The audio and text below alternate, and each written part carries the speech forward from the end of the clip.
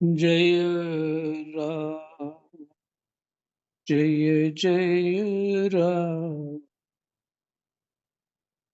राधे श्याम। जय जय राधे श्याम।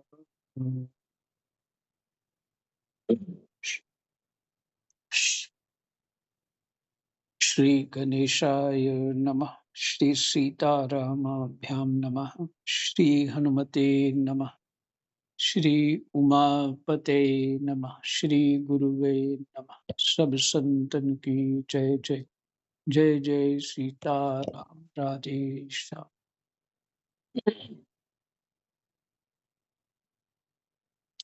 श्रीमद् भागवत महापुराण 10वां अध्याय, प्रथम स्कंध, श्लोक संख्या 25 से पाठ कर रहे हैं।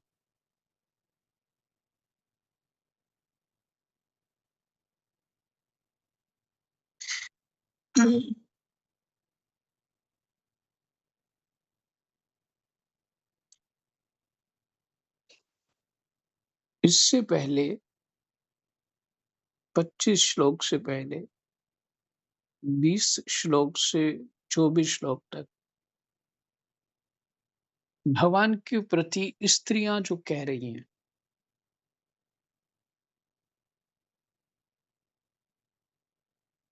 ये नहीं कह रही हैं कि बड़े सुंदर हैं और अच्छे लग रहे हैं, इनके कपड़े अच्छे हैं या कुछ और अच्छा है। जो भी स्त्रियों के अंदर विचार होता है, साधारण स्त्रियों के, वहां की स्त्रियां कह रहे हैं जगदात्मा ईश्वर में जीव भी लीन हो जाते। देखिए, देखने की दृष्टि है।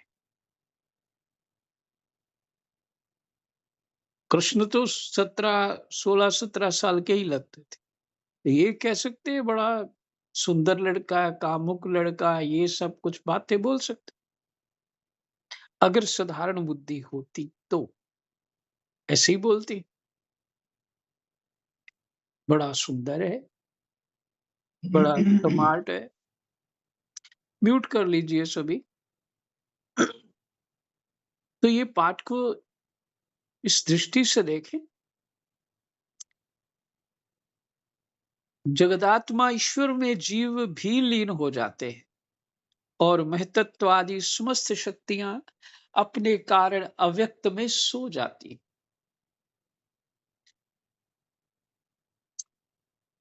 उन्होंने ही फिर अपने नाम रूप आदि स्वरूप में नाम रूप के निर्माण की इच्छा की तथा अपनी काल शक्ति से प्रेरित प्रकृति का जो उनके अंशभूत जीवों को मोहित कर देती है,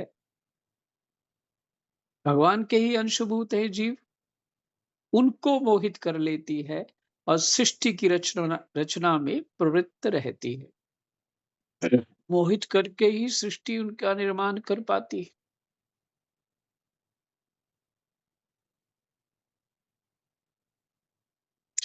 यहाँ दृष्टि ये है,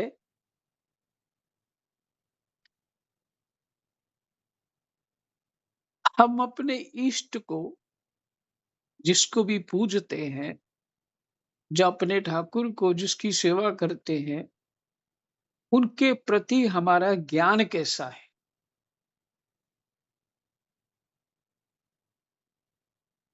या सुने सुनाए भाव लड़ाने लग गए तो उससे बात नहीं बनती है। हमारा ज्ञान कैसा, ये मेरे ठाकुर कैसे हैं, किन शक्ति किन शक्तियों से संपन्न है। ये सब जो ये सभी स्त्रियां कह रही हैं, इस बात को ध्यान करना चाहिए। भीष्म पितामह जी ने जो कहा है, उस स्तुति को ध्यान करना चाहिए। पीछे और महापुरुषों ने, आगे भी आप पढ़ चुके हैं पहले से श्रीमद् भागवत, तो उन स्तुतियों में परमात्मा के बारे में क्या कहा है। तो पहले मुझे स्तुतियों का महत्व समझ नहीं आता था। जहाँ पाठ करता तो स्तुतियाँ छोड़ देता, इसको क्या पढ़ना? ये तो स्तुतियाँ हैं। कोई ज्ञान की बात ढूँढता था भागवत में, गीता में, इस तरह से। नहीं, परमात्मा कैसे हैं, ये समझना है, वो स्तुतियों में मिलेंगे।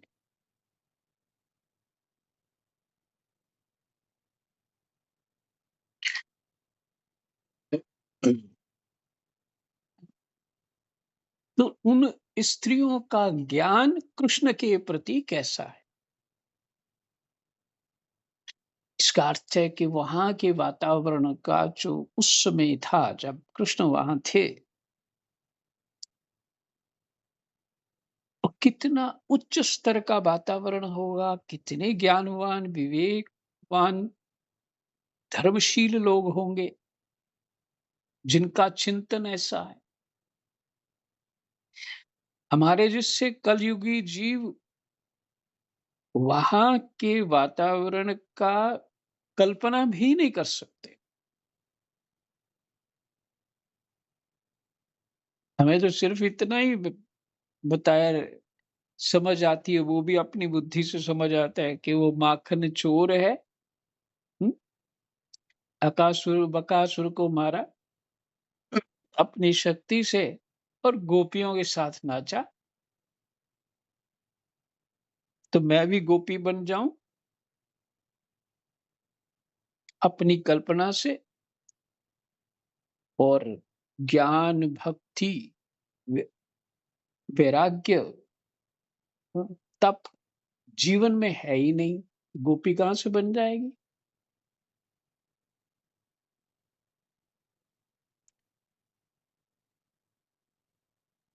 तो कल ये चित्त में आ जाता है कि वो स्त्रियों की वो स्त्रियों ने क्या कहा भगवान के प्रति?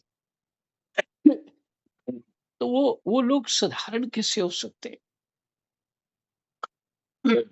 कहते हैं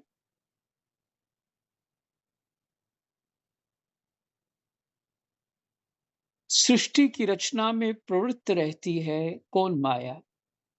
अनुसरण किया और व्यवहार के लिए वेद आदि शास्त्रों की रचना की। व्यवहार के लिए सृष्टि तो रचना की, सृष्टि में व्यवहार कैसा होना चाहिए? इसलिए वेदादि शास्त्रों की रचना पहले से ही थी। वेदादि ब्रह्मा के उत्पत्ति से पहले से ही है वो। बस भगवान उसकी स्मृति दिलाते हैं उनको। वो भी बहुत बड़ा तप करने के बाद। अभी तो वो भगवान की नाभि से ही प्रकट होते हैं, फिर उसके बाद भी वो तप करते हैं, फिर वेदादि शास्त्रों के माध्यम से वो सृष्टि की रचना करते हैं और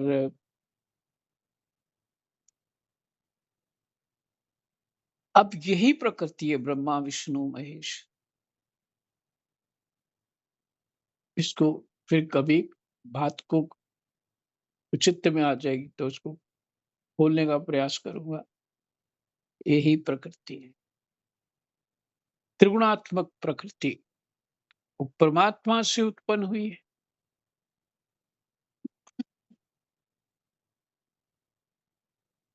तो ये स्त्रियों की बात मुझे बहुत अच्छी लगी।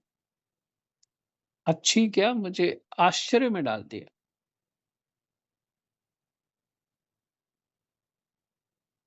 इस जगत में जिसके स्वरूप का साक्षात्कार जितेंद्र योगी अपने प्राणों को वश में करके जितेंद्र योगी जितेंद्रिय का किसे कहते हैं थोड़ा अपने आप प्रयास करिए थोड़ा होमवर्क करिए देखिए वो बात याद आ गई यशोदा मैया ने एक दिन कृष्ण को पकड़ लिया माखन खाते हुए और घर में भी खाता है और बाहर भी चोरी करता है माखन की और मनमानी करता है तो पकड़ के जो भी छड़ी वगैरह घुमाई होगी, तो उसमें कहती हैं, "तू अजितेंद्रिय है।" ये गाली देते हैं उसको, अजितेंद्रिय।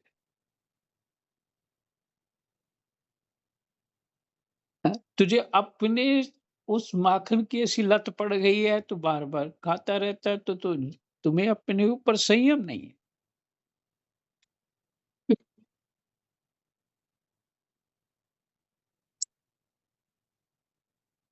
और दूसरा है गीता जी में, श्रद्धावान लभते ज्ञानम, श्रद्धावान को निश्चित रूप से ज्ञान प्राप्त होता है, पर उसके साथ क्या चाहिए? श्रद्धावान लभते ज्ञानम तत्पर संयतेन्द्रिया, तत्पर रहे जीव, तत्पर लगा रहे और संयत इंद्रिय हो, जितेंद्रिय हो।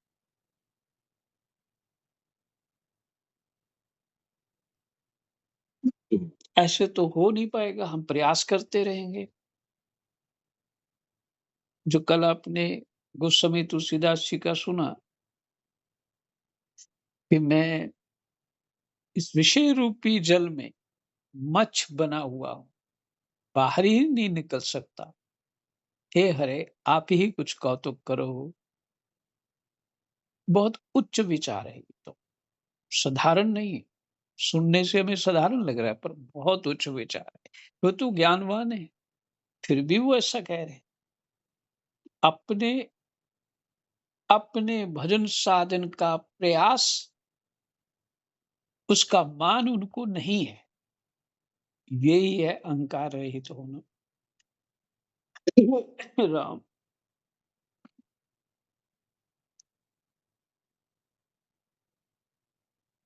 इस जगत में जिसके स्वरूप का साक्षात्कार जितेंद्रिय योगी अपने प्राणों को वश में करके भक्ति से प्रफुल्लित निर्मल हृदय में किया करते हैं।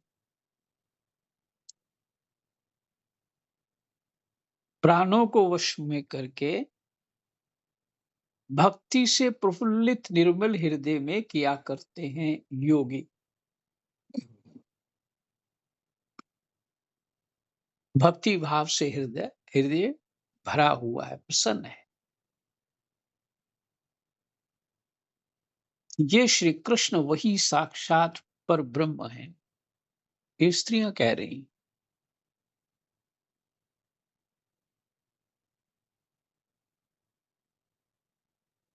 ये कृष्ण जितेंद्रिय योगियों को ही प्राप्त होता है, और उसका ध्यान करते हैं तब प्राप्त हो पाता है, जिसमें प्राणों का संयम भी होता है और अंतःकरण भक्ति भाव से प्रफुल्लित भी होता है। तब जाके मिल पाते हैं वही कृष्ण हमारे सामने।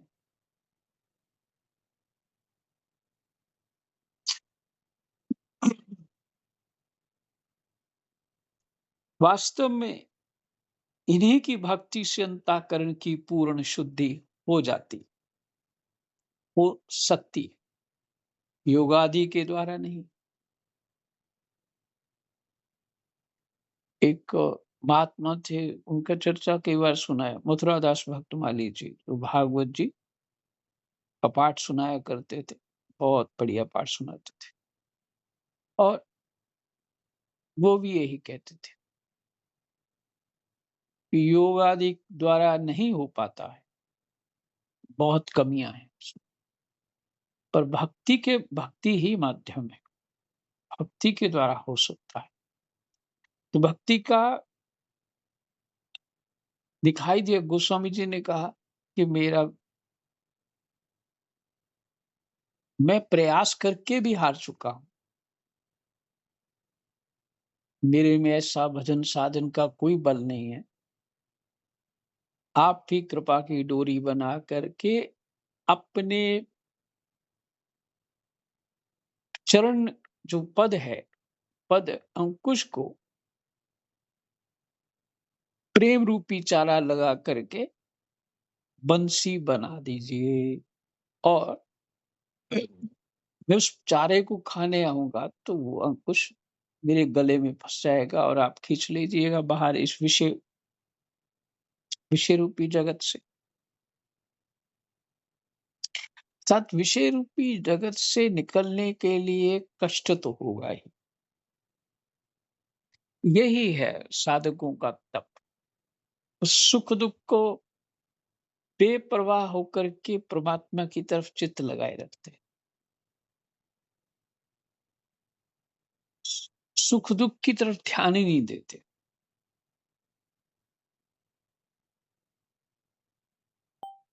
सखी वास्तव में ये वही हैं जिनकी सुंदर लीलाओं का गायन वेदों में और दूसरे गोपनीय शास्त्रों में व्यास आदि रहस्यवादी ऋषियों ने किया है, जो एक अद्वितीय ईश्वर हैं और अपनी लीला से जगत की सृष्टि, पालन तथा संहार करते हैं।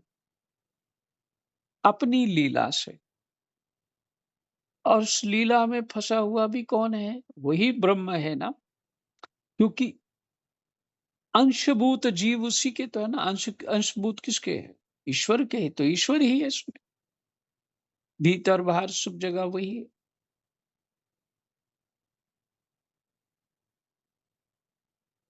जी अभी आप सुना रहे थे ना, जब तक जागेगा नहीं तो स्वपन का रो ठीक, स्वपन में जो कष्ट है वो दूर, दुख है वो दूर नहीं हो सकता। उसके लिए जागना पड़ेगा, रोग अपने आप मिट जाएगा।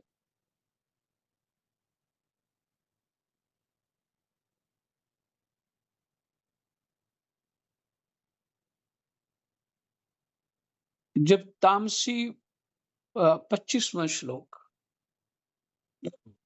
जब तामसी बुद्धि वाले राजा अधर्म से अपना पेट पालने लगते हैं, तब ये ही सत्व गुण को स्वीकार कर ऐश्वर्य, सत्य, रित, दया और यश प्रकट करते हैं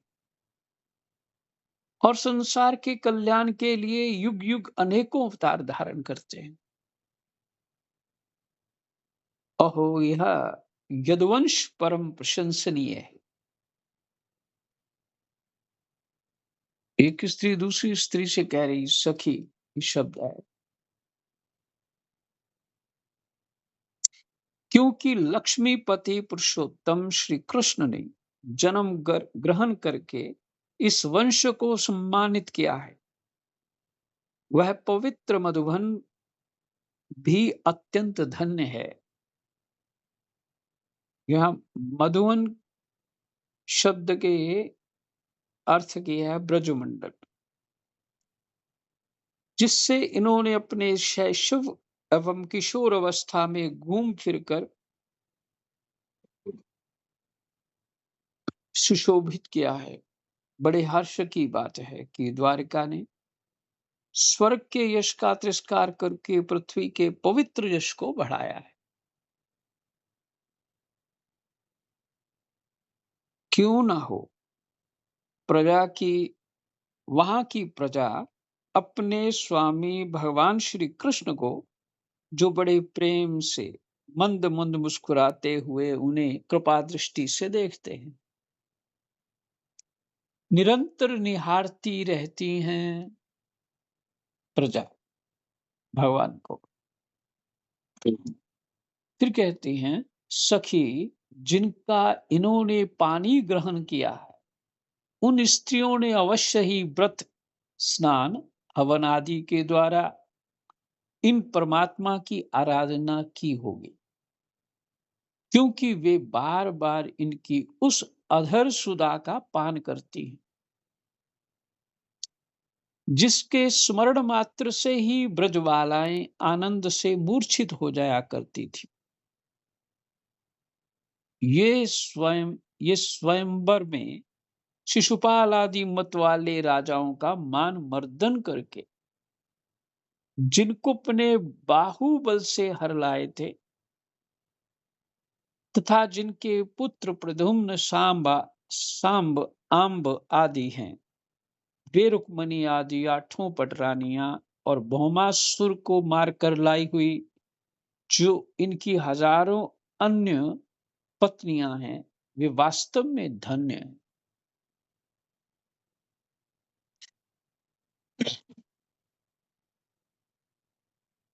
क्योंकि इन सभी ने स्वतंत्रता और पतिव्रता से रहित स्त्री जीवन को पवित्र और उज्जवल बना दिया है। फिर से सुनिए।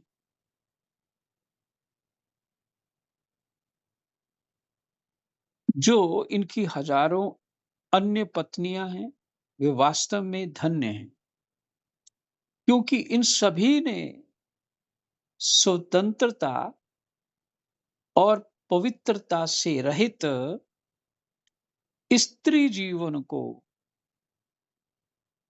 पवित्र और उज्जवल बना दिया है।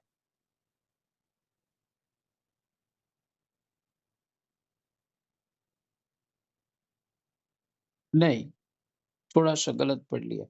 क्योंकि इन सभी ने स्वतंत्रता और पतिव्रता से रहित स्त्री जीवन को पवित्रता बोल रहा था, पतिव्रता से रहित स्त्री जीवन को पवित्र और उज्जवल बना दिया है। इनकी महिमा का वर्णन कोई क्या करे।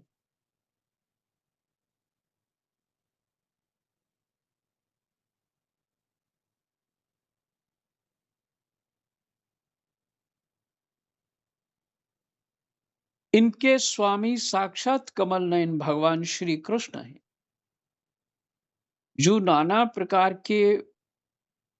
प्रकार की प्रिय चेष्टाओं तथा परिजात आदि प्रिय वस्तुओं की भेंट से इनके हृदय में प्रेम एवं आनंद की अभिवृद्धि करते हुए कभी एक क्षण के लिए भी इन्हें छोड़कर दूसरी जगह नहीं जाते।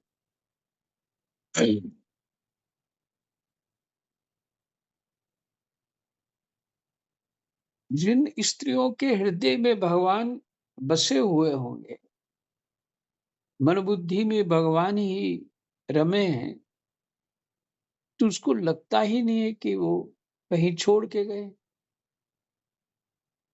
ब्रज की गोपियों ने भी तो यही कहा।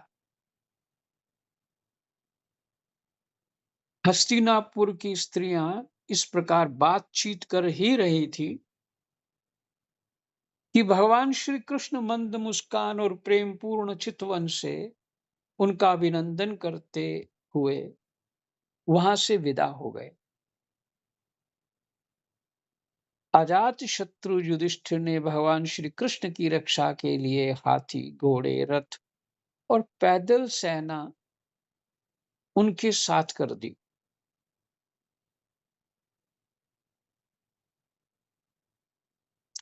उन्हें स्नेहवश यह शंका हो आई थी कि कहीं रास्ते में शत्रु इन पर आक्रमण ना कर दे। सुदृढ़ प्रेम के कारण कुरुवंशी पांडव भगवान के साथ बहुत दूर तक चले गए। वे लोग उस समय भावी विरह से व्याकुल हो रहे थे। भगवान श्री कृष्ण ने उन्हें बहुत आग्रह करके विदा किया। सात्यकी, उद्धव आदि प्रेमी मित्रों के साथ द्वारका की यात्रा की। शौनक जी, अब वही सीन चलिए, वो नैमिषारण्य में पाठ हो रही है, सूत जी पाठ कर रहे हैं। वो कहते हैं, शौनक जी, वे कुरुजांगल, पांचाल, शूरसेन, यमुना के तटवर्ती, कल्पना करिए 88,000 ऋषि बैठे हुए, सूत जी कथा सुना रहे।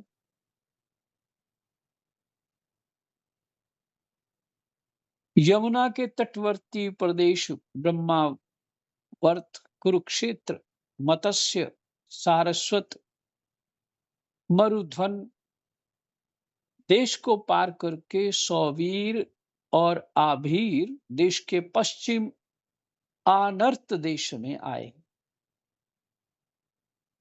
उस समय अधिक चलने के कारण भगवान के रथ के घोड़े कुछ थक से गए थे। मार्ग में स्थान स्थान पर लोग उपहार आदि के द्वारा भगवान का सम्मान करते। सायंकाल होने पर वे रथ पर से भूमि पर उतर आते और जलाशय पर जाकर संध्या वंदन करते। अर्थात यात्रा में भी वो संध्या वंदन करते, तो जो यात्रा में भी हर स्थिति में करते हैं, वो तो घर में रहते हुए तो करते ही कर निश्चित करते हैं। यह उनकी नित्यचर्या थी। हमारा 10वां अध्याय विश्राम हो गया। कल पाठ होगा द्वारिका में श्री कृष्ण का राजोचित स्वागत। कृष्णाय वासुदेवाय हरये परमात्मने प्रणतः क्लेशनाशाय गोविन्दाय नमो नमः। जय जय।